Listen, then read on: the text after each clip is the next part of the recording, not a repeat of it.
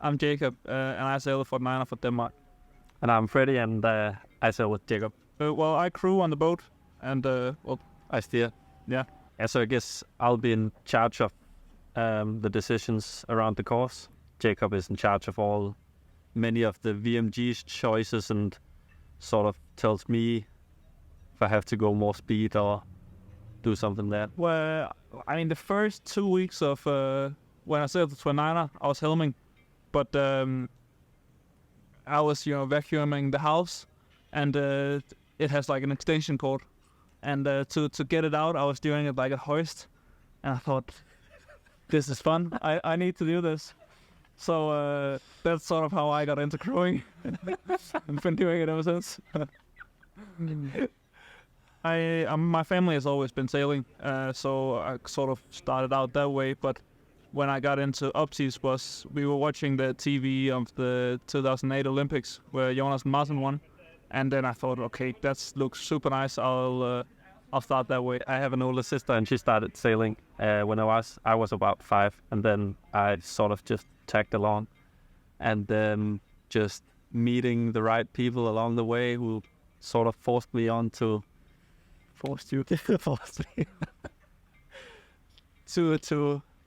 do more, and then that's sort of how I got into the whole competition side of sailing. Back in 2017, I started for Niner sailing, and I started with another guy, and after a while, I had to go with Freddie, and that just felt really nice.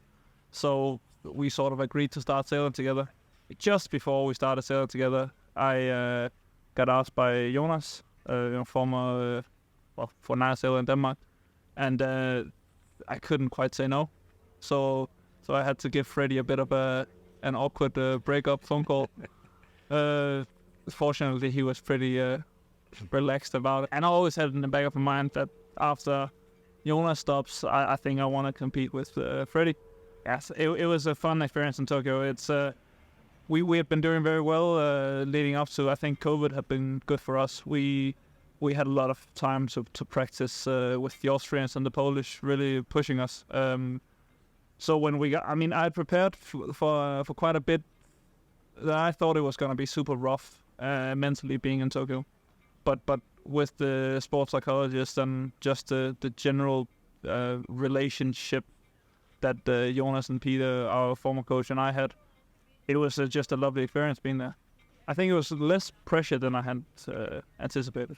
Yeah, yes, it would. But we still have the national selections to go through. So even though we have the nation spot, we still need to beat the other Danes at the upcoming events. Yeah, we have the Euros and the World Championships next year, and those 2 events will be the deciding. I mean, that would be a dream, wouldn't it?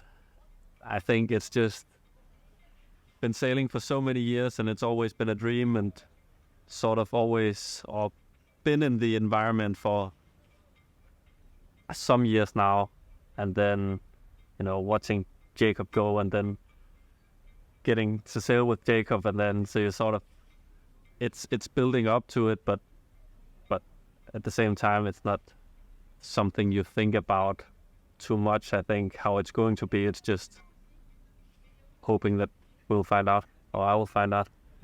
And the boat is like, I do the ropes that I touch, and Freddie doesn't touch that many ropes, so he does the sort of the jibs and the halyards, and then when we have some gel coat epoxy stuff, Freddie is pretty decent with that. We always look at ourselves before sort of throwing the other person under the bus. So in that way, we're driving each other forward.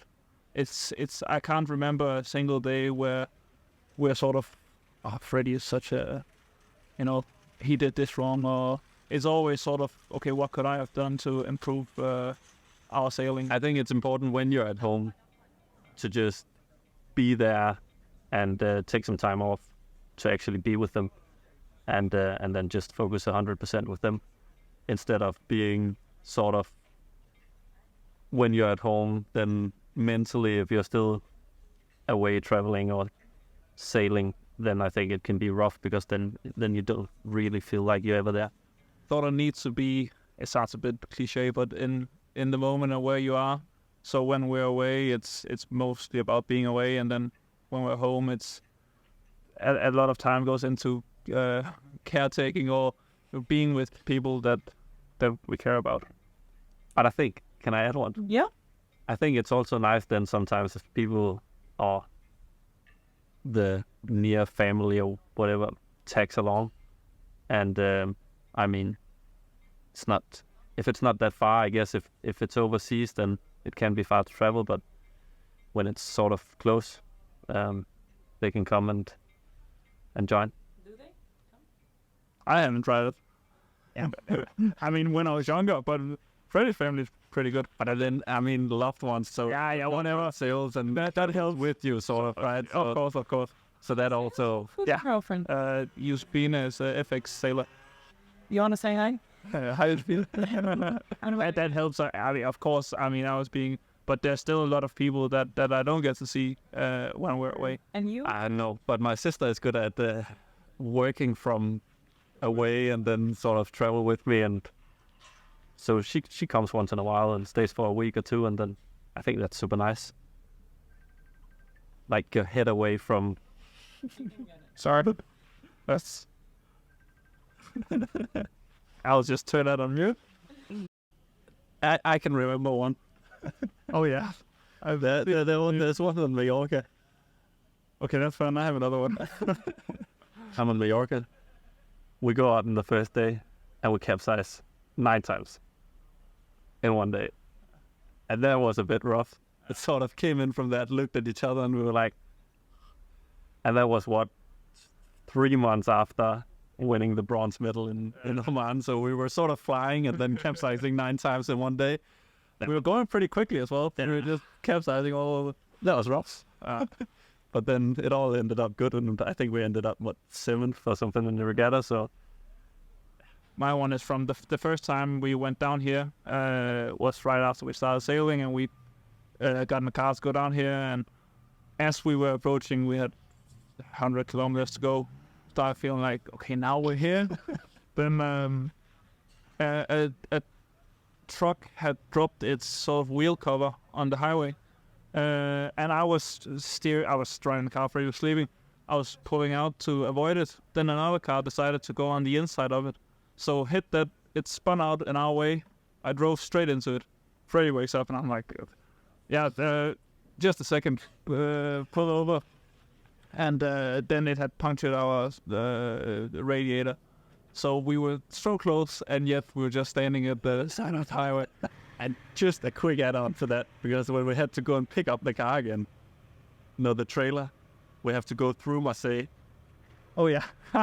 And we were too tall. We thought we were too tall to go through the tunnel, so I was trying to navigate us through Marseille, and then it said to take a left turn, and Jakob was behind the wheel. We take a left turn, and it's like how it's called, like a one-way street. Yeah, one-way and street. it's filled with cars on each side, and that's a bit, it's very tight.